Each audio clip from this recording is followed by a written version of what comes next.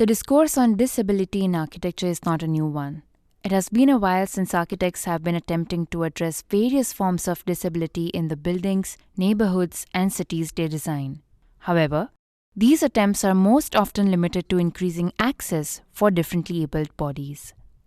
With the support of the Graham Foundation for Advanced Studies in the Fine Arts, our guest today is David Gissen, Professor of Architecture and Urban History at the Parsons School of Design.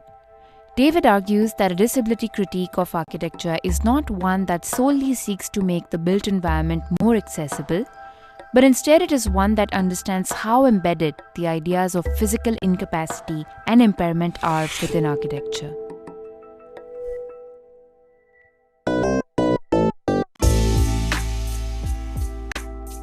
I am Vaishnavi Shukla, and this is Architecture of Center, a podcast where we highlight contemporary discourses that shape the built environment but do not occupy the center stage in our daily lives. We speak to radical designers, thinkers, and changemakers who are deeply engaged in redefining the way we live and interact with the world around us. We're, of course, here to talk about your work and your recently published book, The Architecture of Disability. But before we do that, I want to talk a little bit about you and how your work reflects your experience as an architect, as an architecture student in the past, and now, of course, an academic and a scholar. I am a disabled designer, author, disabled person.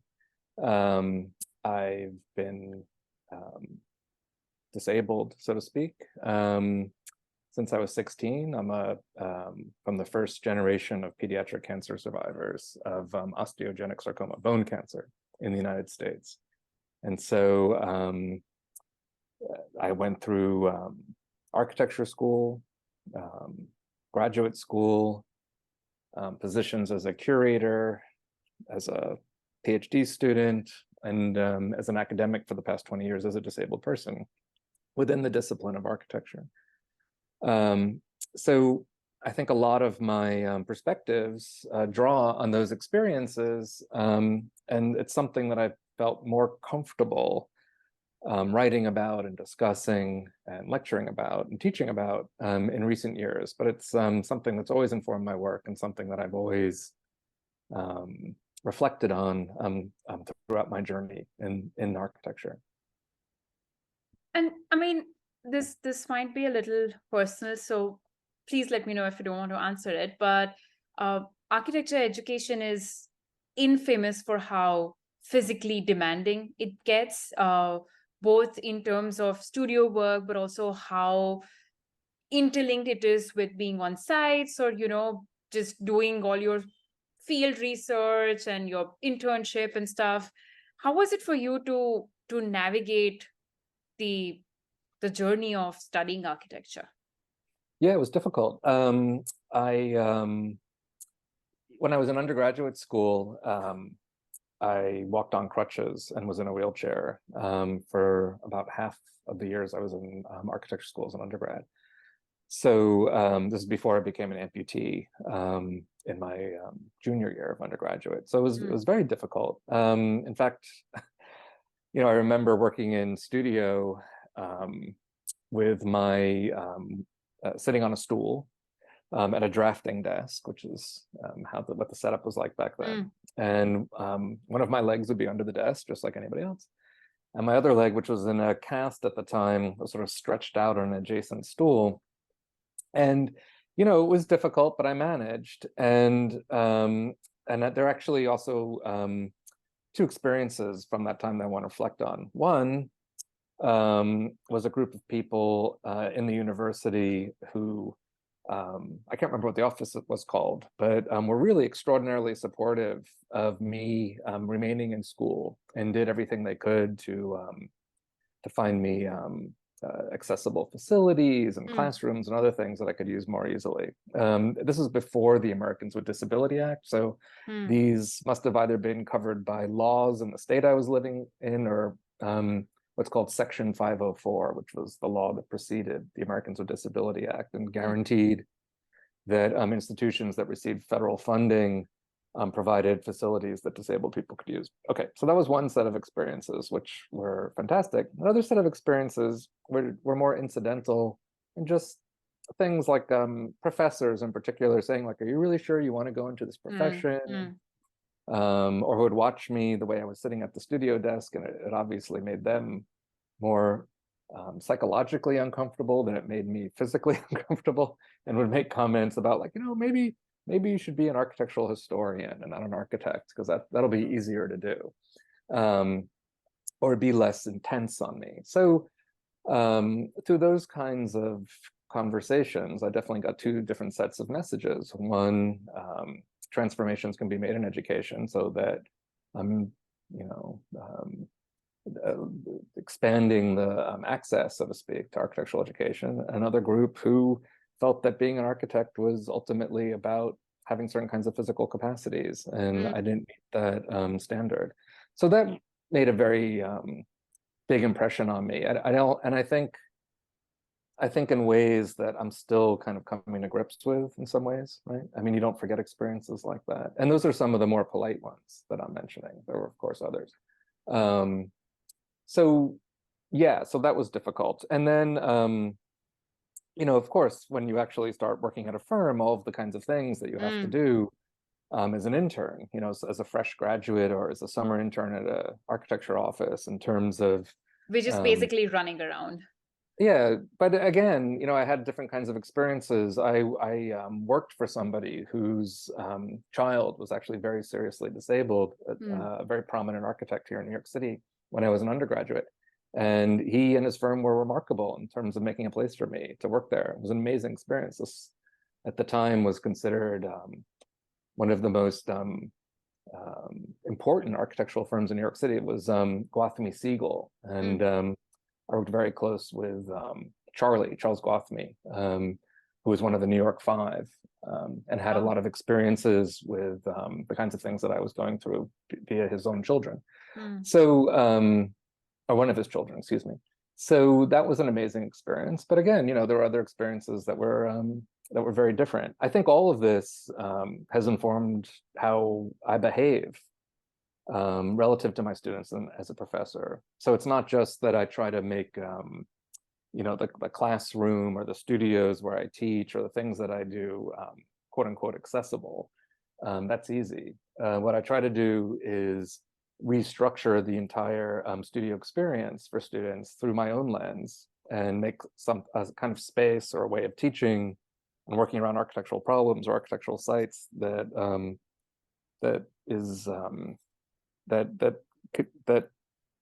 draws on different kinds of capacities that people have, and very much draws on my own incapacities. Okay, so for example, with a group of graduate students at the height of COVID, who were feeling all kinds of anxieties about the pandemic, instead of pin-ups, we had what we called place downs, where we would sit at the desk and just have a somewhat more physically relaxed atmosphere around discussing each other's work, especially with like these, masks on our face. And the kind of, this is some of the first in-person teaching as the pandemic began to wind down in 2021 and 22. So, so those kinds of experiences are not just important for me as a disabled professor, but they're important for my students, because they understand that there's what we expect of architects physically, psychologically, can be far more complex. And now what I'm noticing, and what's fantastic, is that these efforts are enabling students who don't necessarily think they have a place in architectural education to come. So right now I have students with a wide range of impairments or disabilities, who are taking studios with me, and I think they are having life-changing experiences, and one's very, very different than the ones that I had when I was a student. So that's important. Yeah. Thank you for sharing that, because I also come from the school of thought, or the history of architecture education, which has a lot to do with making, the arts and crafts movement. And in our first year, we had a course called Basic Design. It was like a very rigorous course. And one of the professors made it clear on like day one of freshman year, first year, that there's no room for you to be sick, let alone have anything happen to your limbs. In case you ever fall sick, just pop a pill, but show up in the studio. It was laid out on grounds like there's no room for you to be sick. Like forget about being sick. There's no space for that. And of course, the way the building is designed, it's a wonderful building designed by Pritzker Prize winner B.V. Doshi. It's a School of Architecture in Ahmedabad. Yeah, of course. Yeah. But one of the critiques of the building is it's not, and we'll get to the question of accessible. It doesn't make room for people somebody who's even like in studio fallen down and like hurt a limb or something. You'd question, how do I get that person who has like a knee fracture or something up to the studio? So it was a space, I think, overall in the studio atmosphere in India is just, there's no room to fall sick. And then of course I end up going to grad school in the US, and at the GSD, in university wide, there are questions about accessibility. There's questions about making room, making space for people who have different kind of ailments, or just going through different experiences as people who are not able, as a healthy human being is quote unquote defined. But we'll get to your book now, because I loved how you frame it. And of course, the title is called The Architecture of Disability, but I found the subtitle of your book very, very interesting. And it says you're looking at building cities and landscape beyond access. Now, of course, the default manner in which we talk about disability in architecture is directly related to how we can provide or increase access to the spaces and cities we design and build. But that is precisely what you're not doing in the book. You're in fact critically looking at the history of the disabled people's relationship to the buildings, to the cities, and kind of pushing it way beyond the functionalist approach of maybe just like designing ramps, Yeah, when I teach studio, I have a prohibition against ramps in any project. Yeah. If you're concerned about wheelchair access, just make a one-story building. There's, there's 15,000 years of history worth of one-story buildings you can draw on. Right. I want to also probe you if you can also address, we can talk about the cover of your book. And I heard the lecture you gave at, I think it was UCL Bartlett, where you're talking about the 3 staircases and how they've been very skillfully adapted and to kind of graphically represented as the cover of the book to kind of present 3 different approaches to how we really look at circulation or movement.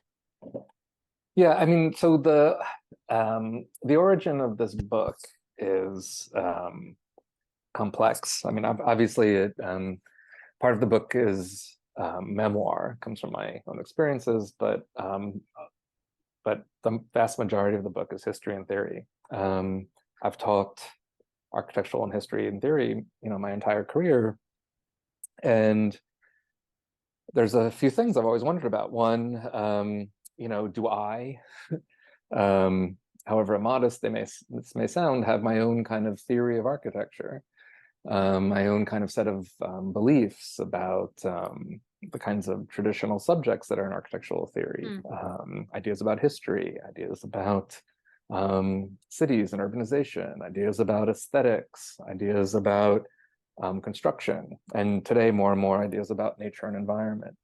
So that was one question. And the other, I think, emerged from teaching history and theory so much and being fairly familiar with some big themes, and just how much of a role, let's call it impairment, not disability, impairment and incapacity, but also capacity and physical strength figure in people's ideas about historical experience, ideas about urbanization, ideas about aesthetics, certainly ideas about construction, and ideas about environment and the capacities of nature. So my ultimate argument, I think, in the book is that a disability critique of architecture is not one that simply seeks to make the built environment more accessible, but one that comes to terms and a understanding with how embedded ideas of physical capacity, incapacity, weakness, and impairment are within the discipline's own language. And this, you know, I don't want to claim this as a universal. I mean, I think the book very much comes to terms, as a lot of work does lately, with a kind of canon of figures that I was introduced to as a student as being central to the discipline. So this book does the work of that continues many other different people's work and perspective of sort of wrestling with that and pushing back against some of the ideas in that. But it also draws on a far more global range of thinkers, particularly things that are extremely important to architectural thought right now, like voices from anti and quote unquote decolonial perspectives, as well as relatively recent work that's looking at ideas of race, but also gender, and sort of bringing my own critiques into dialogue and alignment with some of the points from those other thinkers. So for me, this is, you know, I want to be really clear, like, I need to move and exist and work in a quote unquote accessible world. That's very important to me. And that's very important to other disabled people. And there's a lot more work to be done in that area. However, I don't think the point of the perspective of access or inaccessibility is enough. And we need to have a kind of more thorough rethinking of many aspects of architectural discipline, education, and practice. And I think this book begins to do that work, at least, you know, from the perspective of disability.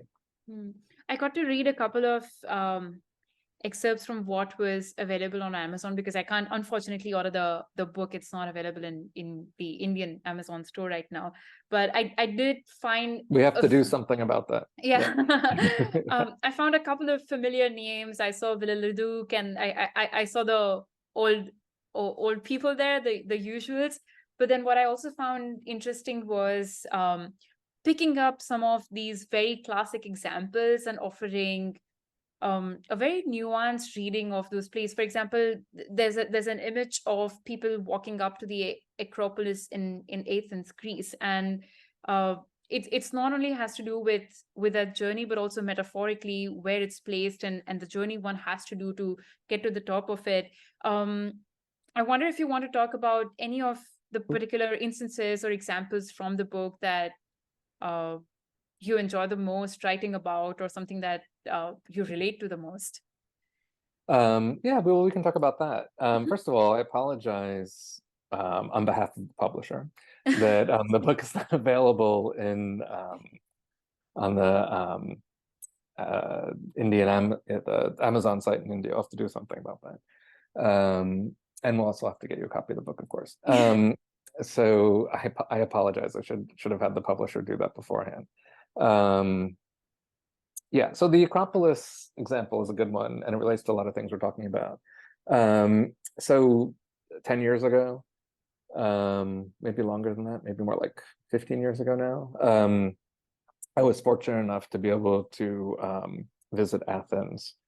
And like any architecture student, one of the first things I wanted to see was the Acropolis and the buildings at the top. The Parthenon, the Erechtheum, and the Propylaea.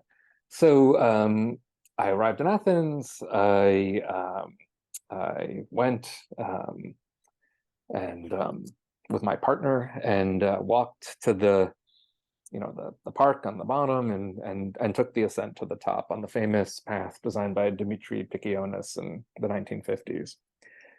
And it made me angry, to be honest.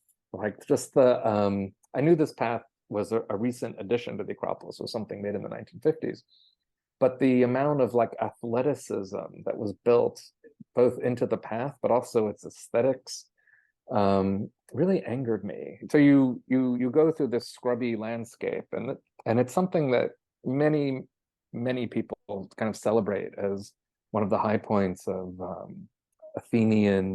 Greek late modern architecture. and up these very slippery marble pavers, and there's trees around that provide a little bit of shade, but not very much. And then the path gets steeper and steeper until finally he designed this very narrow, essentially a set of, it's a staircase, essentially, although most people probably call it a path, that leads you single file to the propylaea, where there's more steps and so forth. And that are those steps are reconstructed remnants of the Roman additions to the Acropolis from 2,000 years ago. So that was irritating. But what made me more frustrated was that on the way down, and then subsequently visiting the Acropolis Museum that's adjacent to the Acropolis at its base, there are models of the Acropolis over time. And one of them shows a model of the Acropolis from 2,500 years ago that shows these gently sloping ramps that used to lead you into the entrance. And so, as you know, and maybe many of your listeners know, the entire site is kind of going through this very extensive quasi-reconstruction process to retain some sense of what it was like 2,500 years ago, which has been going, this process has been going on for more than a century and a half, really, involved removing all the traces of the Ottoman buildings and other things from the site, and dismantling some of the Roman structures as well. So it's this entire project about reconstructing what this was like in the past. But the idea that anything related to the ramp will be reconstructed seems absurd. And so then the question is, why is that? And so I think, and what I write about, is that one of the things that's kind of built into Piccionis's path design is the idea that the experience of the past, or of archaeological authenticity, is built around forms of physical intensity in the people that experience these things. So in other words, one can only have an authentic experience of a site like this if one goes through some kind of physically arduous and ultimately exhausting experience. This is an idea from like European Romanticist thought, really kind of British and German language writing, has nothing to do with anything related to the history of the site. So so that says other things, that the site is what it is and it's difficult, but the site also has an idea built into it that's from the 19th century, reinforced in the 20th, about how one experiences history and who even has the ability to do that.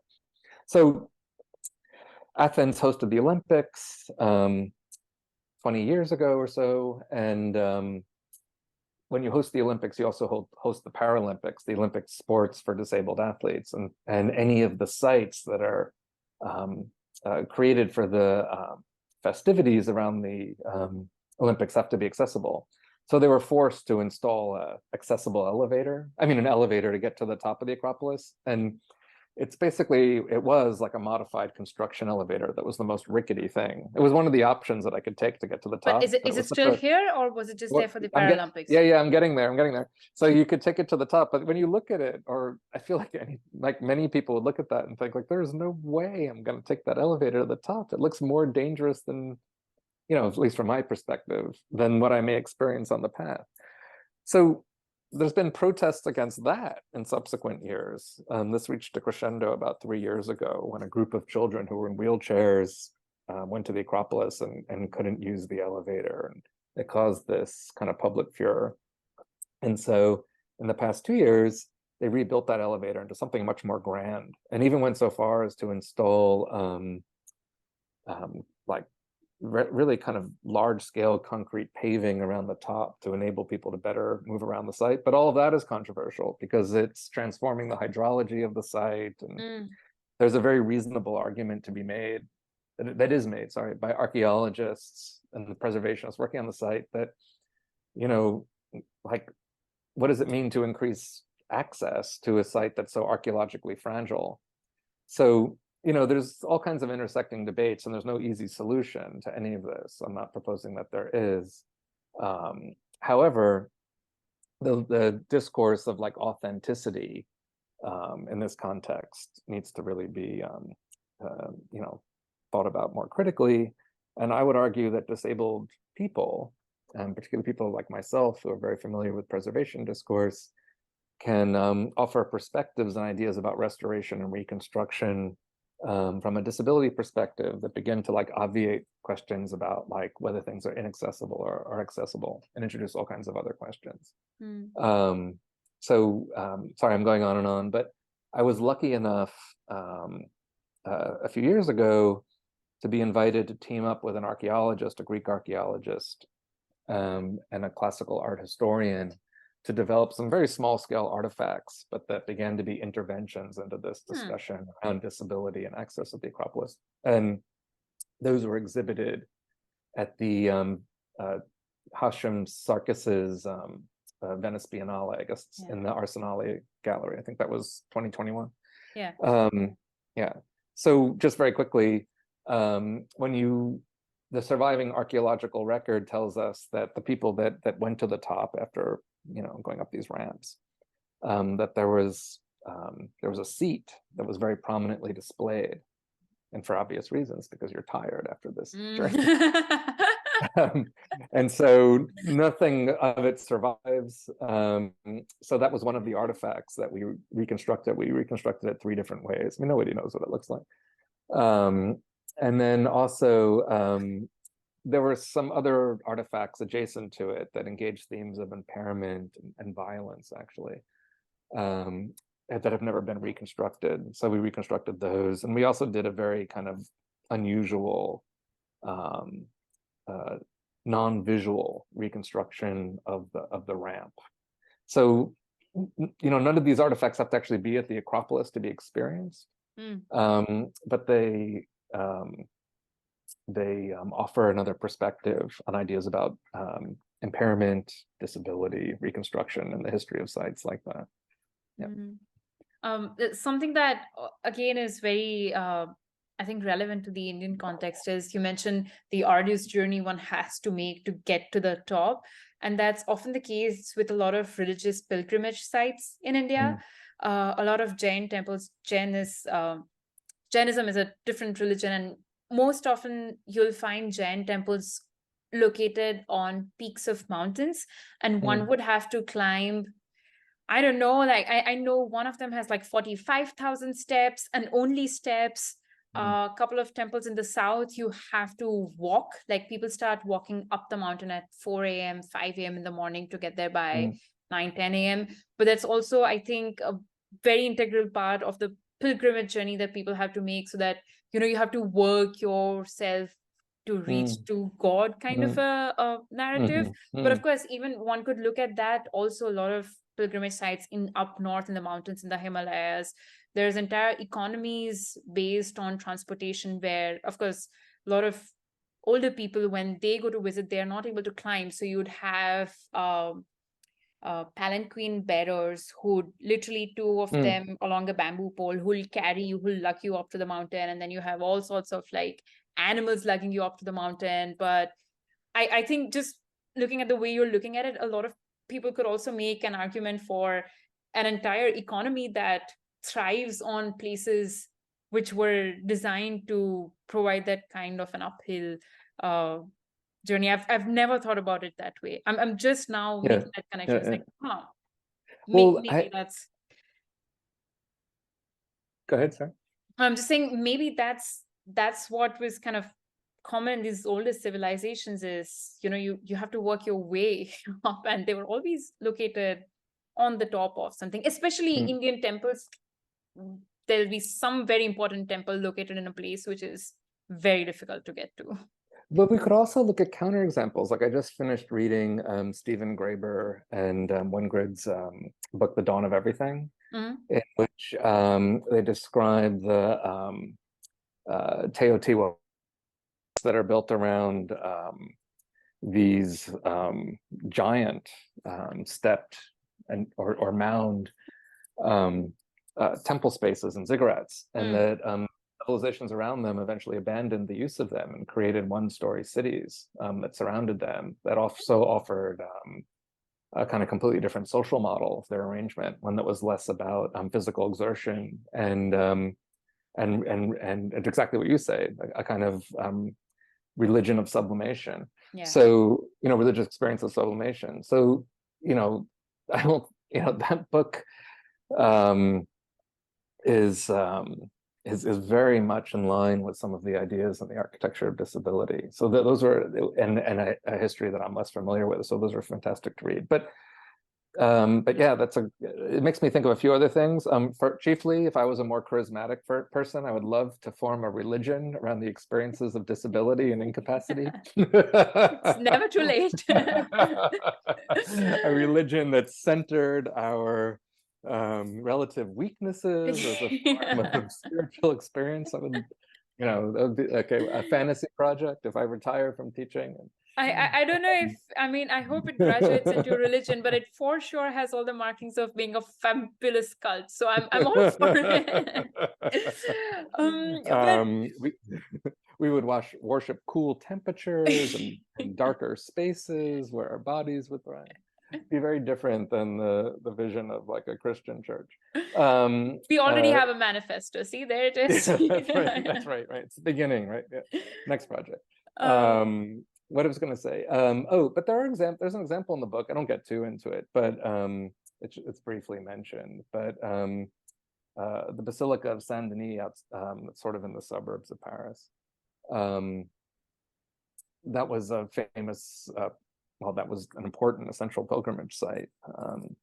And one of the directors, I guess you'd say, of the basilica in the 13th century, wrote notes and reflections about the number of impaired worshipers that came and how difficult it was to watch their kind of struggles to touch the relics in the church. And he goes on to describe the kinds of transformations that were made to the church, not just for the sake of these people, but to be more amenable to large crowds of pilgrims. So again, back to something I was mentioning earlier, one can find histories of incapacity throughout the history of architecture. That church is considered one of the birthplaces of Gothic architecture. And this person, Abbé Suger, is a critical figure in the person who wrote these reflections I'm talking about in that story. So, yeah. I also want to talk about something we spoke about when we first spoke about the interview, and that has to do with the use and the idea of the word care. And because this season we are broadly working with these three words, and we've spoken to somebody who is looking at the history of care infrastructures and care typologies. And I found it very surprising when you say that the word care sometimes acts as a trigger for a lot of people who are disabled. Can you elaborate on that? Yeah, so I used to think I was alone in this, but it turns out that I'm not. So in disability studies, there's a subset, I would say, that talks about kind of communities of care and issues of self-care and cultures of care. Okay. A lot of that writing is actually written by people who are not disabled, who view themselves as caregivers. They have children who are disabled, or a partner or spouse who's disabled, who they've cared for. Often, these stories don't end well. Obviously, there's, some of them are very tragic about how people care for people at the end of their life. So I think among those of us who have been very seriously impaired since we were children, the issue of care is more complex. Because care has often been used as a kind of leverage to institutionalize us. Okay, so something that's very important. I can maybe talk about it a little bit more at length once I just kind of give you a summary of my thoughts. So that's an issue. The care has been kind of leveraged as a way to basically say, like, you need care, and that becomes a form of power. Some of us have had struggles. The very people that are that are centered in those discussions of care and disability studies. Some of us had struggles with our parents, who may see our lives as disabled people taking a very different direction than the lives we want for ourselves. Okay, thinking about issues around independence. our sexual lives, whatever, the things that we need, as independent people, particularly younger people. And then there's the kinds of subtle forms of discourse around aid that many disabled people find belittling throughout their life, and in which care and aid become ways to argue that disabled people have incapacities that need to be sort of coddled, right? So I used to think I was alone in being skeptical. Actually, that's a very nice word, being outraged by the discourse around care and disability. But I was having a conversation recently with a group of very prominent disability scholars, some of whom are disabled, some of them are not. And it was interesting that the other disabled people at the table said they very much agreed with the kinds of concerns that I have, that care can be a frightening term for them, and precisely for the reasons that I've just mentioned. Their struggles trying to have independence, their struggles with institutionalization, their struggles with their parents, and their struggles today as people who don't see themselves as needing help, but having a different perspective to bring on what it means to be a human being. And I don't know if care makes much of a space for that, right? Now, so that's an interesting question. When disabled people, so the retort is, well, disabled people have been practicing communities of care. Well, it's an interesting question. When I and then let's say a fellow amputee like teach each other how to run, are we caring for each other? I would argue that the experience is more like just like anybody else, any other athlete. We're competing with each other. We're struggling against each other's relative capacities and incapacities. I don't think, it doesn't feel like care, but it feels good, and it feels like something I want.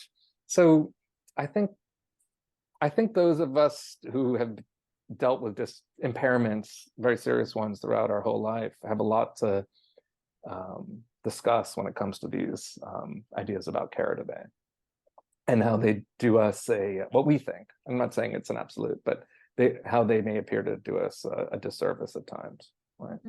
Yeah. And again, I don't want to be extreme. Like, I understand how important this topic is in many other contexts. So I don't want to be completely dismissive. I'm just saying in this very specific context, the context of disability and the very cultural context of the United States, it had some implications that are frightening. I mean, just continuing from that, as an able-bodied person, and you don't often think of yourself as an able-bodied person unless you're talking about the other, which is disabled.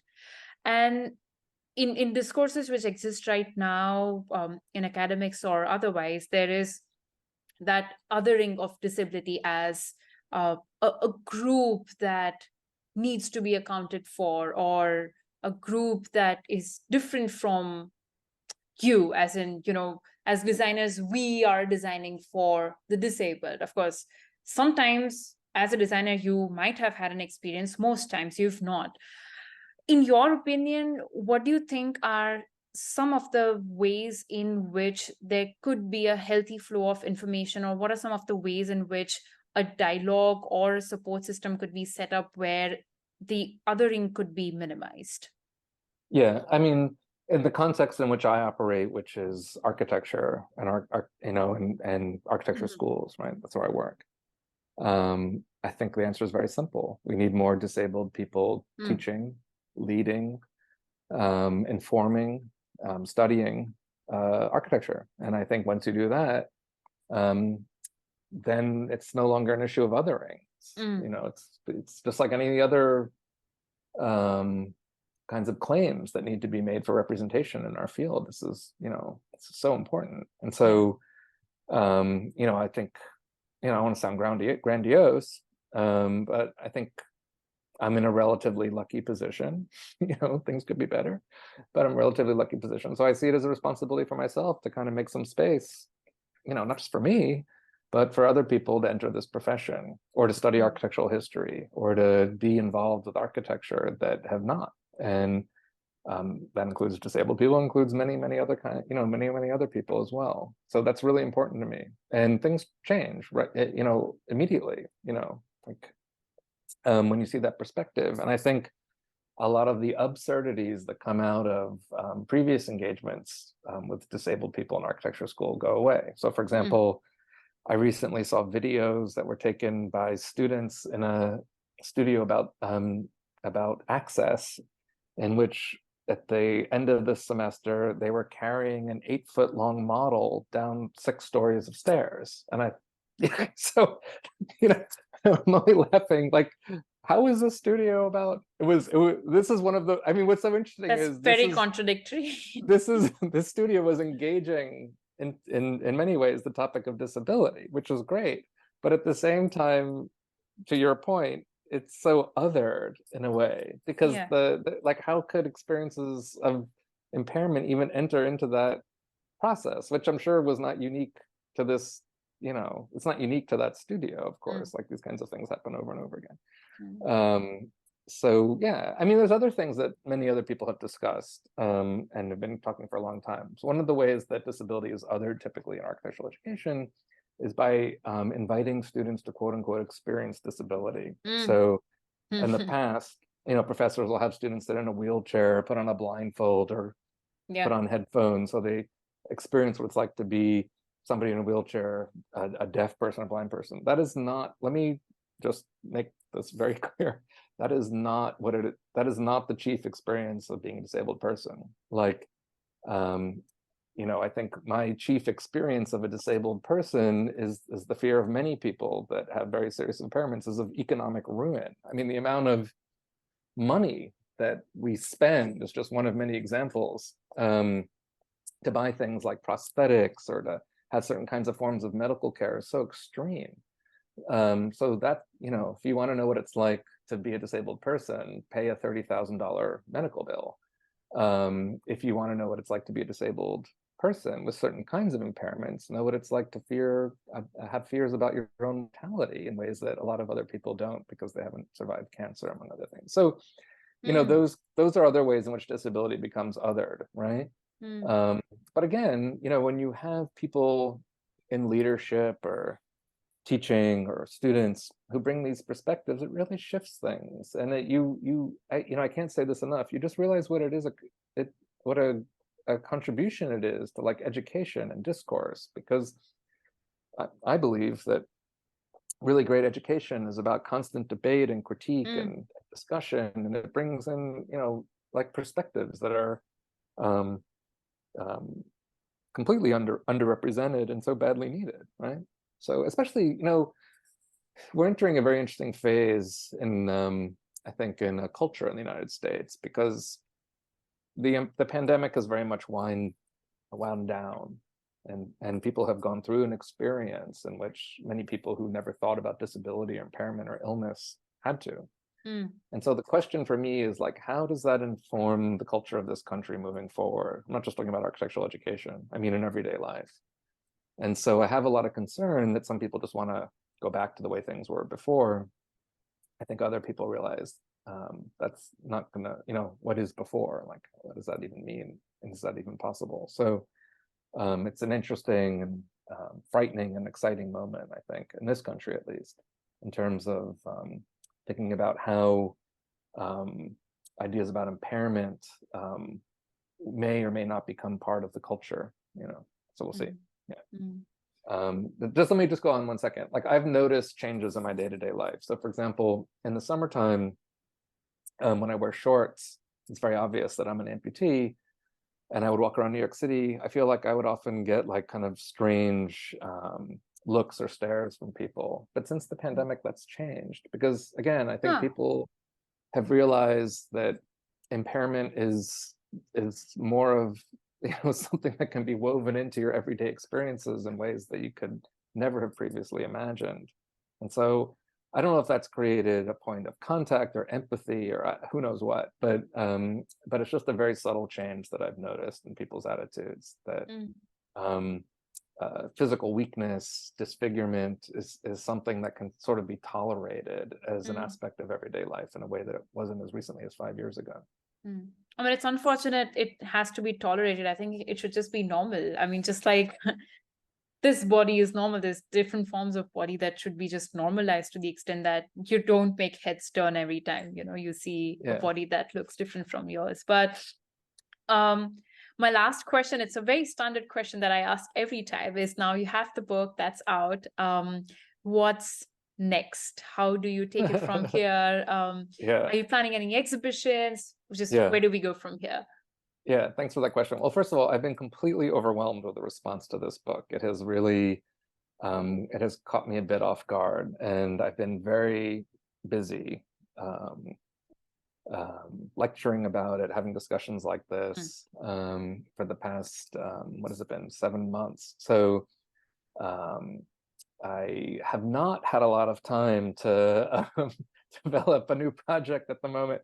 However, one of the things that's been very exciting about the response to the book, and that it's been making me very happy, is the number of municipalities, institutions, and organizations that have come to me to take some kind of role in helping them plan their futures and relative to the ideas in the book. So I've been having some really exciting conversations with practitioners, with museums, with municipal officials who want to better understand how the ideas in this book can relate to where they want to go as an institution or as a city, as planners, as practitioners. So that has become a very growing part of my practice, and it's something that I want to continue to develop. Talking to institutions, talking to cities about the ways the ideas in the book can be implemented. That's really important.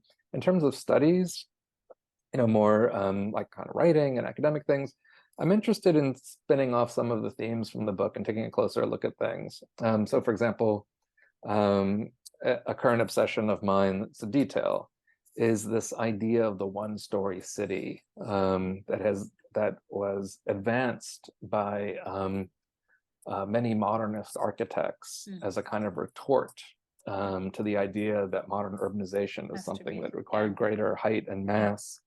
And so it's really interesting how much of that history engages with veterans and ideas about physical weakness and physical rejuvenation, also like even ideas that are trying to figure out ways to push back against the demands of the capitalist city. So that's something I want to take a closer look at. I don't know where that's going to go, but that's both a historical project, but also a design project in terms of thinking about what that might be and what its future might be. So yeah, so thank you. Awesome. Thank you so much, David, for this conversation. And as soon as it's available, I know I'm going to order one for myself because I'm very excited to read it. Okay. Well, we'll have the publisher send you something. Thank you so much. I really appreciated it. And I hope it was helpful.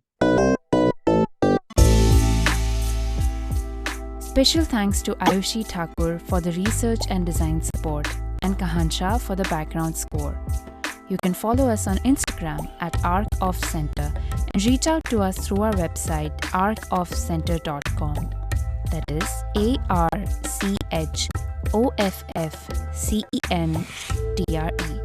And thanks for listening.